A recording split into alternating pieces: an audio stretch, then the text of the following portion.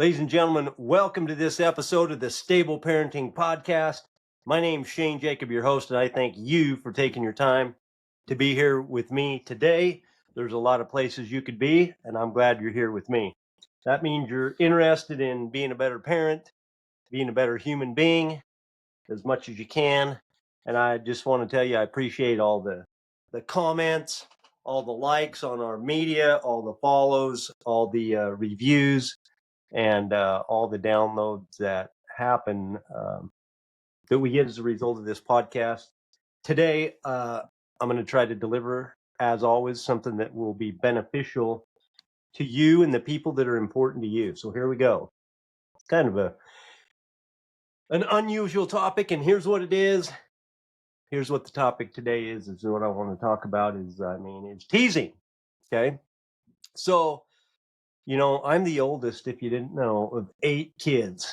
That's right. And my mom told me, Shane, you quit teasing those little brothers and sisters of yours. You quit teasing your brothers and sisters. And then I got to be an adult, and for some reason, I guess I thought it was a good idea then, even though my mom didn't think it was a good idea when I was a kid. But here's the thing: most of us adults just think teasing's it's harmless, and sometimes we even think that it can be healthy, that it creates connection, and we only tease the people we love and stuff like that. You might think it's how you connect. Okay. You might think that it's how that you show that you're comfortable with people. It's how you have fun. Don't take away my fun, Shane. I have a lot of fun teasing. So teasing might seem like humor, but here's the deal: at its root, somebody's always being made fun of. Okay. So what it is it's a socially accepted form of disguised aggression. A socially accepted form of disguised aggression. Okay. And it's costing more than we realize. Okay. At its best, it wastes a lot of our time, but usually what it's doing is not, it's just a waste of time. Usually what it's doing is eroding trust. It's reflecting our own insecurity or our lack of emotional maturity. Because here's the thing: behind every tease, there's always a target. Okay. Even when you call it playful, the humor, the funny in it is dependent on somebody being made fun of. Okay. And now there's been some psychologists that over the years that have changed their position. They used to say, some psychologists used to say that teasing could strengthen bonds and increase connection with people.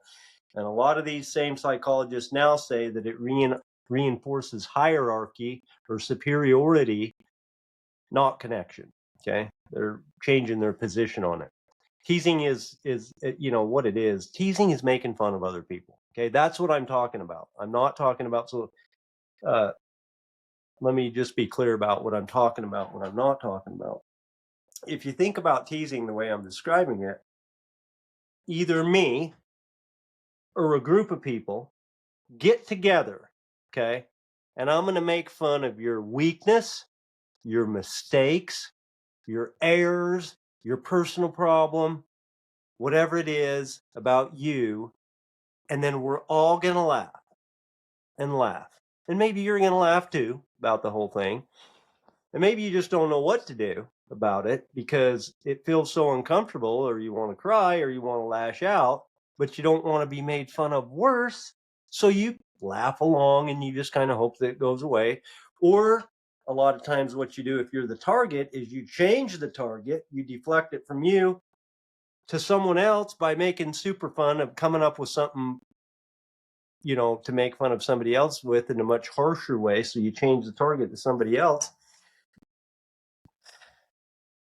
And you're telling me that all of this, making fun of other people and what they do wrong, or what their insecurities or their mistakes or their this and that and the other, it makes people connect with one another, and it's so uplifting, because I don't think so. Okay, it's not so. Most of the time, we're not even fully aware of that's actually happening. And I'll just tell you about me. I noticed myself. Okay, I noticed myself in certain situations, doing a couple of things that I'll tell you about. But here's what I'm not talking about, okay?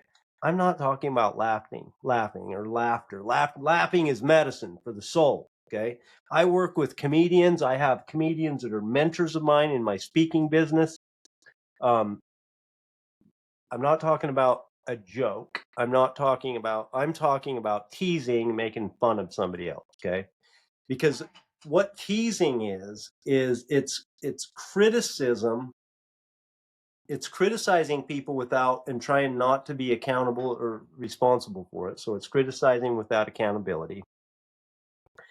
You can express anger in teasing without showing ownership, without having to really communicate it clearly because it's too difficult to communicate. So you make a joke about it, you tease somebody about it. And then it can be disguised as connection, but it's not really connection. It's not sincerely connection. It is not. Okay. And coming back to me, here's what I found when I looked at me. Here's what I started noticing about me. In my personal relationships, in my close relationships, in my marriage, I would be sarcastic. And I wasn't even, it's so autopilot for me. It's so default. I've been doing it for so long that I wasn't even aware of it. I just blurted something out and it just happened. I'll just go on about my business. So first of all, I had to have the awareness and I started to become a little bit aware that I wanted to work on this thing. So it would go something like this. My wife would say something like, these things were on sale, so I bought two of them. And I'd say, why don't you buy seven so we'd have one for each day of the week? I would be totally sarcastic when I would say that. Or uh, I'd say, oh, you bought two extra because they were on sale. Oh, is that all? Or something like that. And that's kind of funny to me and it's kind of sarcastic. But let's just think about what's happening right there. First of all, I just said it, okay? Which I'm not trying to absolve myself from responsibility. Those words came out of my mouth. I'm just telling you, they just came out so fast. It was like a reaction because I've been having this kind of communication, doing stuff like this for a long period of time. So now let's just pretend that you're on the other side of my words, okay? You're hearing, this. So first of all, do you know that I'm joking?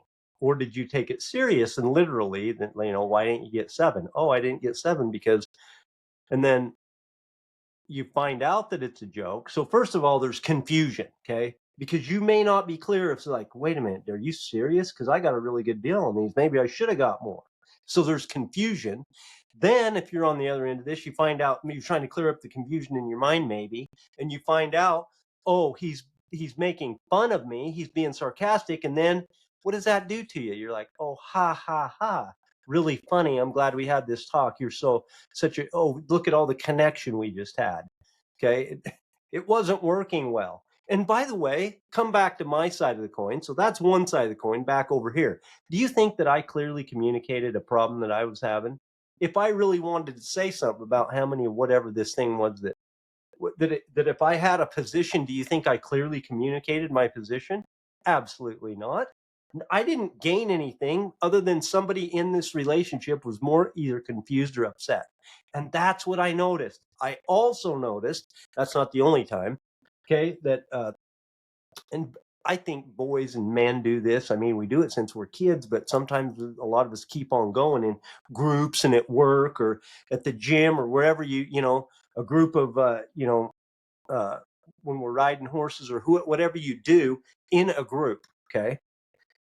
And I noticed me in groups that I would single people out occasionally, not a lot, but every now and then I'd catch myself, saying something. And it would be something, I'll give you an example. It would be something like, um, well, okay, we'll say it in my hay feed business here in Las Vegas. Somebody that works for me would say, should I have so and so go deliver this hay?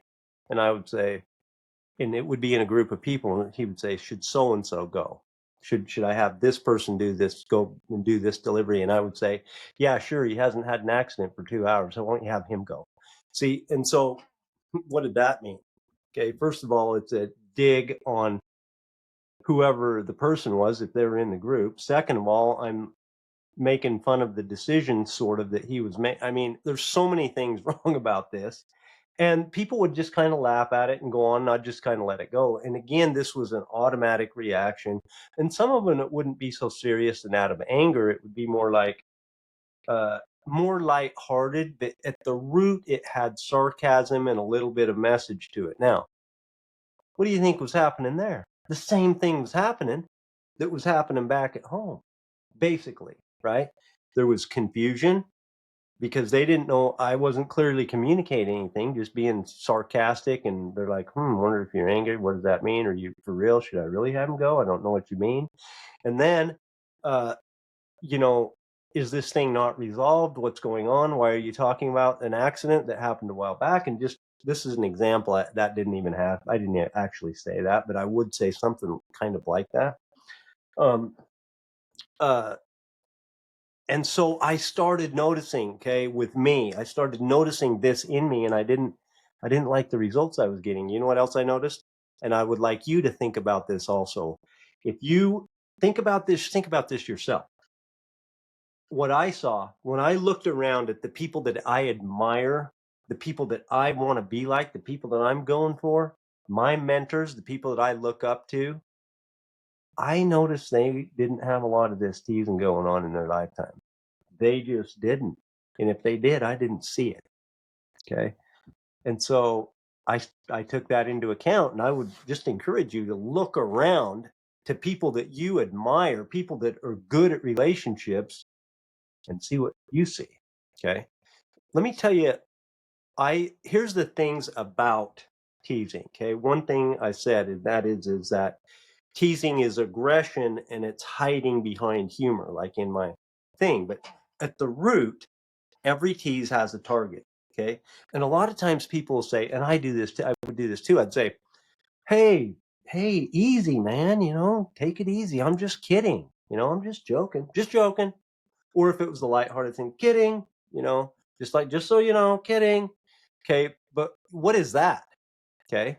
You just job somebody, right? Where it either got them confused or took a jab at them. And then you're saying, oh, just kidding. Like, oh, it's okay because it's supposed to be okay with you now that I just took a jab at you, that I just slandered you or whatever I did. And it's, hey, don't worry about it over there, person who's suffering because of what I said, because, hey, I just want you to know I'm absolving myself of responsibility because, hey, I was just joking. Wash my hands of that. No problem, because I was just joking. I totally ruined his day and took and smashed his self-confidence, and he was already having a terrible day and made him feel worse about himself and his life and his performance. But hey, no problem. Just kidding. Okay. All it is a way to throw a jab at somebody and still look playful. The I'm only kidding defense gives whoever the teaser is an emotional escape hatch. You get to get away, you get to deny any intent to harm while you're still delivering a shot. Okay. Punch somebody and not have to be responsible for it. So that's what I call just the anger without ownership. Okay. It's getting a little dig in without taking responsibility for it. And it's a way to get a jab in. And like I said, and keep your hands clean. Okay. Just joking or just kidding, it gives us permission to say things that we wouldn't own honestly. Okay. Why don't you think that we said, if we had something to deliver that we wanted to say, why do you think we put it in the form of a tease or a joke? Why do you think that we did that? We did it, first of all, because we're not aware of what we're doing. Okay. Speaking for myself and so many people I see, just not really aware. But why do you think we're driven to do it? We're driven to do it because the alternative of communicating what we want to is difficult. It's what's called an uncomfortable conversation. Okay. And so our natural brain on default seeks pleasure, avoids pain. That's the one. Avoids pain and conserves energy. But this is the one. Our default setting of our brain is to avoid pain. Difficult conversation, avoid it. Make a little joke and take a little jab instead because it's easier. And then our brain's going, they'll probably get this and it'll change. But it doesn't, because they don't get it, and it doesn't change. 99% of the time, maybe 99.9, it makes it worse. Okay. It's just dishonest. Okay. When it comes down to it, it's dishonest. It may not be intentional, but it's still dishonest to communicate an issue and then dress it all up in a funny joke and then hope somebody gets it. Okay. It almost never works. Okay. Um, just having it hidden in something that's supposed to be funny. Okay. Uh, Here's a quote. It says that teasing is a cultural permission slip for emotional avoidance. I like that. It's a we've said in our culture that teasing's okay, and it's a permission slip to avoid uh, discomfort, basically. Okay, that's one part of teasing. The next thing is number two is that teasing it displays that we're emotional immature, our own emotional immaturity. It does not display confidence. Okay, people tease when they don't know how to express their emotion directly. They don't know how, or it's too difficult. And a lot of adults tease because it's just safer. We feel like it's easier, it's safer. We don't have to have the vulnerability of an open conversation. Okay, it's easier to hide behind my sarcasm than to get and have that conversation and say to somebody what I really feel. Okay, including all the examples I used about me. And here's the bottom line here. Okay, teasing at its root, okay, at its root, what is deep inside going on, whether we're aware of it or not, are these things: low self-worth. Ever heard of that one on this podcast? Basically, it's needing to feel superior by knocking somebody down, by making them the butt of the joke, needing to feel above somebody so that we can feel better about ourselves. Okay.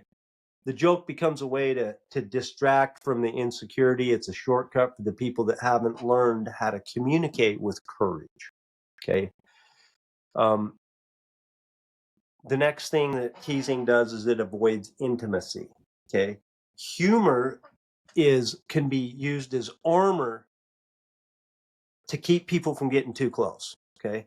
Because it allows people to avoid the real feelings. It's like putting up a wall. It's a shortcut when courage and vulnerability are uncomfortable. Okay. We don't have to do that. If we can put up this wall, cover it, dress it up, and call it teasing, we can, get a little piece in there, a little dig, and maybe somebody will get it, but they don't.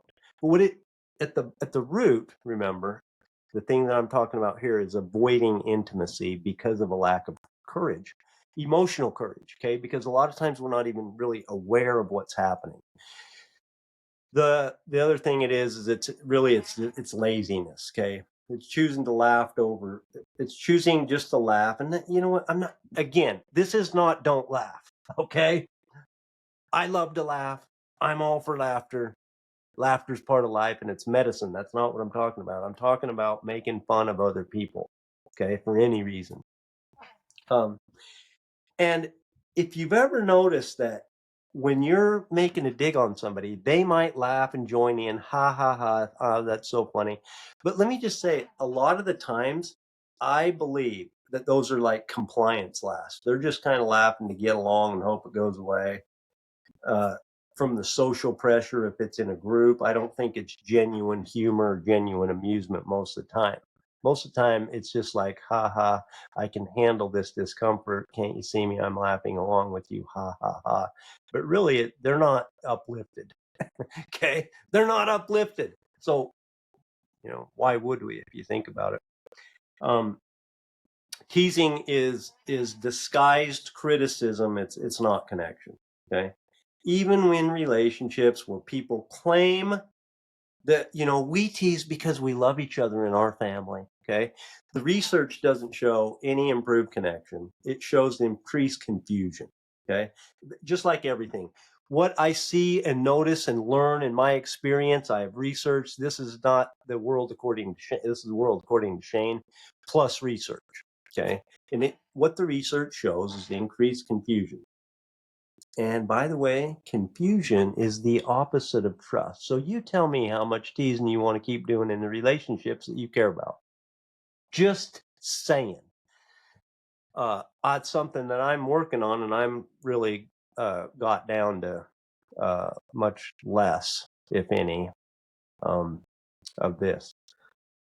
Sometimes I got to watch myself or stop myself. I'll just automatically say something, like my example of my wife says, "Oh, I bought these were on sale, so I bought 4." And I'm like, "Why didn't you buy it?" Is that all or whatever? Because it just comes so it becomes so habitual for me to respond to things like that. But look at that. What could I say? Okay, if I caught myself, "Oh, hold on a minute. Let me hold on just a minute. You got 4 now." Let's just think about this. Is this something I really want to communicate? Yes or no? Because I'm communicating something. So what do I really want to communicate? Do I really want to say the fact that they're on sale? I wish that you wouldn't buy things. Sometimes I think that you just buy things because they're on sale, not because we need them. Should I say that? Well, I should if that's what I want to communicate. Because here's the thing: teasing is unintentional communication that's not helping us. Okay. I'm not saying if you want to tease, go right at it and go about your life how you want to, but I would suggest being more intentional about it, because what I've noticed with me and with all the people that I interact with is a lot of times it's the same thing. We get into these automatic habits that aren't helping us with communication, with the unclarity and the little digs, and they don't help. They don't help us. They don't help our own end, and they're damn sure not helping the other end when we're making fun of somebody else. People get confused. It increases the confusion. When somebody gets teased, they're left wondering, "Hey, was that a joke, or are you trying to be serious with me? You're trying to convey a message to me? I mean, am I just supposed to laugh and let it go? Is there a hidden meaning? Am I being laughed at, or are you laughing with me or at me?" Okay. And all this uncertainty is chips away at the safety and the found trust relationship, okay, of the trust of the healthy relationship. It's chipping away at it. It's chipping away at it. And even when people laugh it off, I mean, can't you take a joke? I mean, come on, laugh at yourself. It's just a joke. The laughter, even when people laugh at it, most all the time, it's hiding our own self-consciousness. When we're the butt end of the joke, or we resent it, we're just laughing to, gritting our teeth and laughing, or we're just trying to get away from it and have it go away. So we just laugh and hope it just disappears. Okay. That is not bonding, according to me. Okay. And so this idea that if we want to include people and love people and connect with people, we're going to like tease them. It's a myth. Okay. It is a myth. Teasing does not build closeness. It doesn't build closeness. Okay. It's often defended as like we do it to include people. It's inclusion. Okay. Inclusion that depends on tolerating ridicule doesn't sound like the kind of inclusion like I want to be included in, or probably anybody on the other end of it either. Okay. When people laugh at their own expense, they're usually not celebrating the idea that they're strong enough to laugh at their own confidence. Okay, they're usually showing that they've learned to adapt to the discomfort of it feels so bad, but they can suck it up and handle it. And I'm not for avoiding discomfort. I'm for being able to handle discomfort, because about half of life's going to be discomfort, and we need to learn how to handle discomfort. I just am saying, how much discomfort do we want to be dishing out to the people that we love if we're trying to have a good connection, a good relationship? That's my question. We've normalized in our society the idea that in order to belong, you have to be able to take a joke. Take a joke, meaning somebody needs to be able to make fun of you and you're supposed to laugh at it. And that's what you're supposed to do. And that's supposed to be hunky damn dory. And it's not a lot of the time. Okay. Most of the time. What we're really celebrating is not strength. It's just like the ability to tolerate all the stuff you got going over there, which, by the way, just seems like a big waste of time. A big waste of time. Okay. There's different kinds of teasing, like the playful, and it's not really not really taking a hard shot. Sometimes we're just experimenting with a little playful tease, like light sarcasm, but most of the time that always has a hidden motive. It's testing a boundary, um, or it's attention seeking. What's happening underneath this playful playful sarcasm is just usually it's discomfort with intimacy or emotional immaturity. There's affectionate teasing, couples or parents that tease as a sign of closeness, but the hidden motive in that is usually avoiding being vulnerable. Okay. And the outcome, the result is you get more uncertainty and less trust. There's public teasing, like I talked about, or group teasing. Um, Jokes made fun in front of other people at somebody else's expense. The hidden motive there is like the superiority or because of insecurity. Okay. Um, the outcome there, not good either. It reinforces the superiority or the power imbalance. There's nothing good happening here. Okay. Habitual teasing. Okay. You maybe somebody that's just constantly, like nonstop, or groups of people that are like this too much. They tease about everything all the time. The hidden motive here, or the unaware motive, a lot of time can be chronic insecurity, big time insecurity, emotional laziness. You're just like, or really, and again, avoidance of real, true talk, communication. The outcome is the same. You never build any depth to the relationship, only surface level relationships, because you can't have it when you're chipping away at the trust consistently. Okay. The psychology behind it, inside of it, again, is that it comes from low self worth. We need to break somebody down so that we feel better. There's insecurity that is deflecting the focus off of my own insecurity to somebody else's problem. We have a fear of intimacy, that we don't have the courage to expose ourselves because we might be damaged. So we wrap it up in a tease of somebody else and push it away, or we have a desire for control. Okay, and we do that. We wrap up our trying to control people into a tease, into the conversation. And I think, like I said before, at its best, if we're teasing other people, it's a waste. We're wasting our time, because there's nothing productive about it. It doesn't resolve conflict. It doesn't build trust, and it doesn't help improve the relationship. So, I mean, what are other things that you could do with the same amount of time? You could do, in my example, you could communicate clearly what you actually want to communicate. Okay, honest and direct, straight up. Have the conversation, even though it might be difficult. I think that every minute that you're just spend teasing is just a minute lost. Okay, in this precious life, when you only get so many minutes, man. That's the way I'm looking at it. And I'm not saying that I'm 100% on this. I'm just saying that for me, it's something that I am working on, doing less and less, and it seems to be helping, quite honestly, because the times that I catch myself and I say, wait a minute, Shane, what do I want to communicate here? And I actually attempt to do that, man, now we're talking about a total 180 result. I start to get a good result, and those little results add up to a better relationship, and it doesn't take a whole hell of a long time when you're not chipping away at the trust. Okay. Keeps people shallow. Teasing keeps people shallow. They're always joking. It's never real. And that's how relationships become hollow, you know? They're just all surface and they're no depth.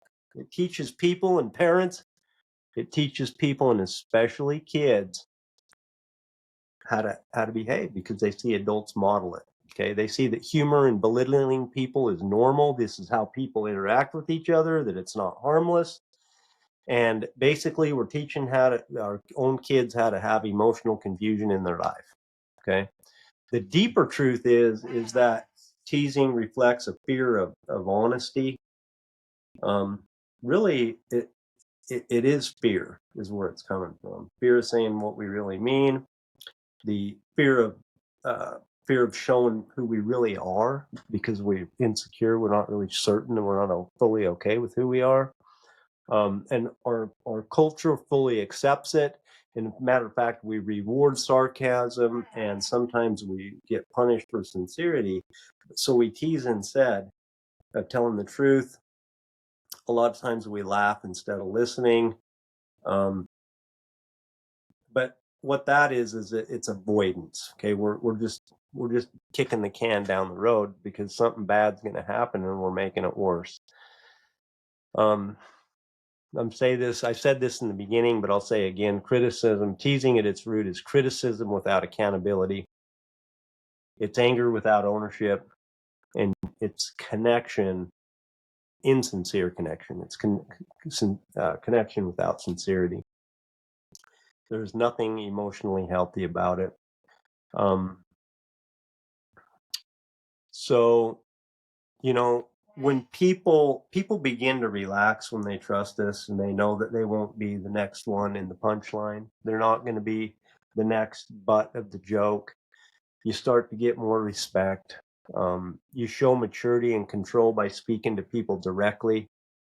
And you just have more peace. You have more peace in your heart and more peace in the relationship because you have less noise and confusion and more truth and more trust. So, I ask you to take a look at yourself as far as this, because what this is a communication skill. It's becoming aware of what you're doing and how one little facet of how you interact with people, and see if you want to make a change, and observe what's happening.